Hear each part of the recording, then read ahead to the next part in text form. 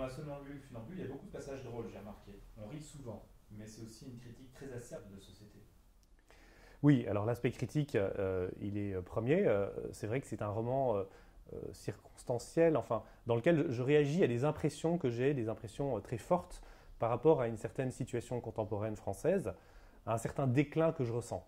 Un déclin qu'il faudrait être sourd, aveugle et complètement insensible pour ne pas percevoir et qui touche non seulement les institutions politiques, mais de très nombreux aspects de notre société. Enfin, ce que je perçois, c'est une sorte de médiocrité envahissante, de vulgarité envahissante, qui sont liées bien sûr à la société de masse, à la société de consommation, mais à d'autres choses aussi. Et voilà, pour quelqu'un qui a des aspirations, un élan, une forme de générosité, d'idéal, euh, je crois que c'est de plus en plus dur en fait, de vivre dans ce contexte. Et c'est le cas de mon héroïne, Sandra, qui est une jeune danseuse ukrainienne, qui vient en France pleine d'idéal et puis qui se heurte constamment à une réalité finalement où on la ramène constamment dans les clous, son enthousiasme est constamment rabattu et refroidi. Euh, et finalement, dans la somnambule funambule, c'est une fable en fait. J'illustre une sorte de lutte, mais terrible, entre la vulgarité d'un côté et la beauté de l'autre. Et cette vulgarité, finalement, elle s'est emparée du pouvoir, elle occupe l'espace social, l'espace public, et cette vulgarité, elle est intolérante, elle est intransigeante. Elle n'admet pas ce qui n'est pas elle, ce qui ne lui ressemble pas. Elle ne peut pas tolérer la présence d'une beauté, d'un idéal, d'une sorte de grâce spontanée.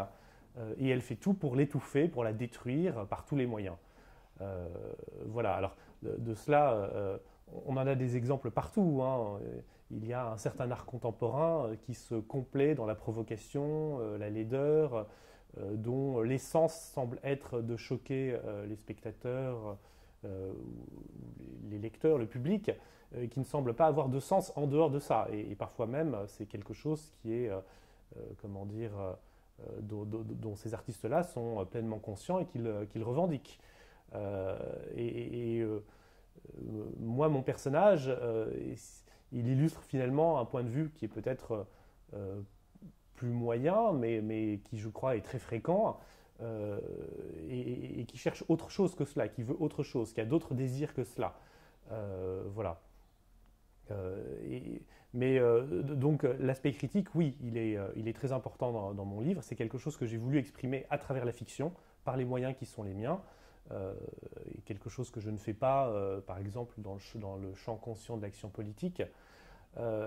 Donc il y a de ma part et de la part de mon personnage une forme de révolte par rapport à une ambiance, à une pression que je ressens très fortement et très cruellement aussi. Mais évidemment, j'ai voulu faire rire aussi.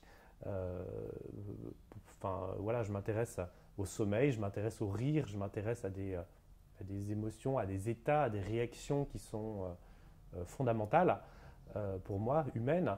Rire, donc le rire à la fois négateur, destructeur, moqueur, qui fait table rase, le grand et puissant rire, c'est ça que j'ai voulu susciter, mais aussi un rire un rire créateur, un rire qui rend possible un développement.